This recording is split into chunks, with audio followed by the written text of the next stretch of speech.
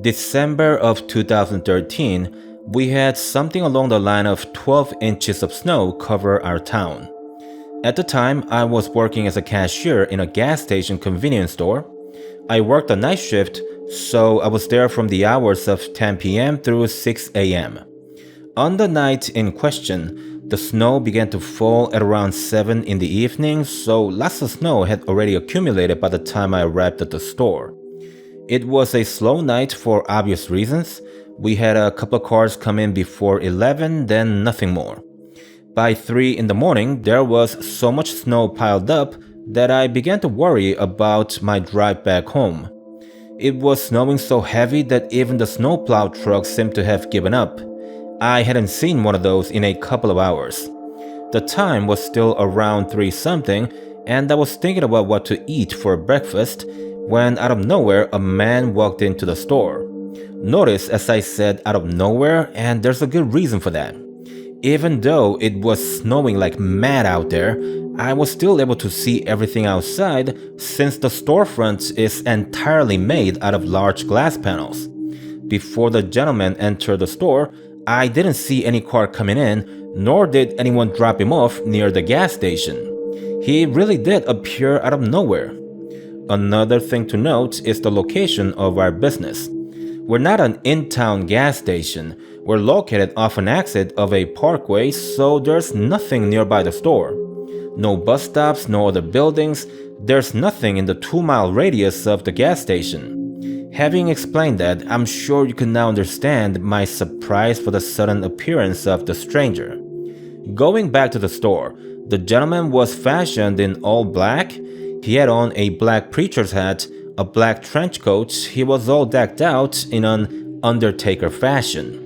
To top it off, I would say he was 6'5", 6'6". Just try to imagine a slightly smaller WWE Undertaker. The real one is 6'10", but this guy was no slouch. I'm 6'1", so I'm not small by any means, but I'm not gonna lie when I say I felt a little threatened by his presence in the store. The stranger did a little round about the store, then he approached the cash register and simply said, "Cigar." So I responded, "What type of cigar? You got a brand you smoke?" To which he answered, "Just a cigar." The man was giving off all kinds of vibes, and none of them were good. I just grabbed a couple of cigars that are individually wrapped, then placed them on the counter. I was about to punch in the price in the cash register when the man grabbed one, peeled and lit it, then casually started smoking it. There comes a time in a man's life when he realizes he's been beat even before throwing a single punch. For me, that moment came on that night. It wasn't even about physically challenging the man. Not that he wasn't imposing with his size alone, but it was something more than that. It's like the feeling you get the first time you talk to a teacher one-on-one as a kid, or the first time you get pulled over by a cop. It's that overwhelming dread that you feel when you just know that you have absolutely no chance of taking control of the situation at hand. After several puffs of that cheap cigar, the stranger looked at me straight in the eyes and said, "Take your time today when you leave the store." To which I asked, "Excuse me?" The man grabbed the other cigar and began to walk out of the store. Right before opening the door, he said, "You heard me," and then he walked out. I quickly ran around the counter to see where the man was headed in this horrendous weather.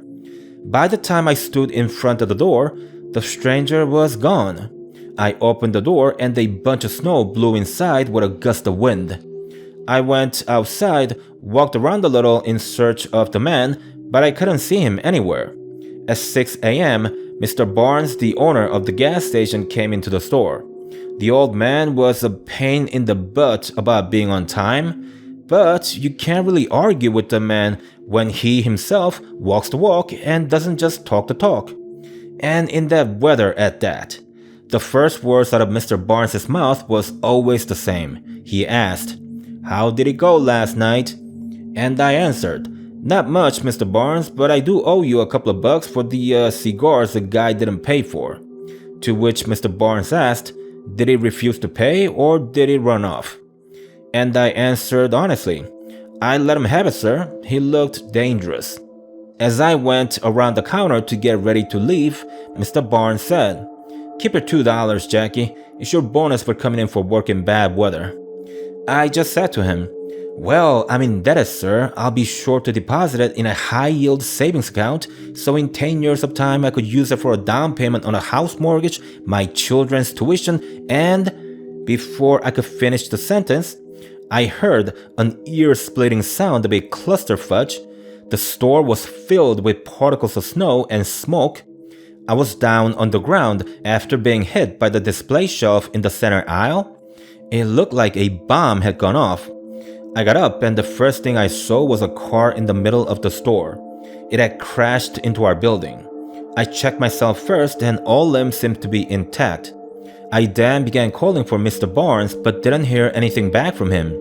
I looked around a little and found Mr. Barnes pinned under the car that had rammed the store. He was stuck in between the truck and the top board of the coffee station.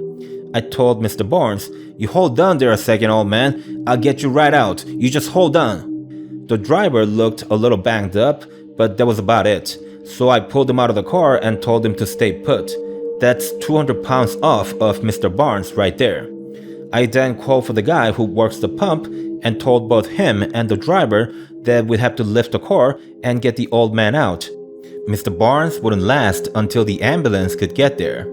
I quickly went out to the back, grabbed a bunch of 2x4s, brought them in, stacked them, then told the driver to wedge it under the car when the pump guy and I lifted up.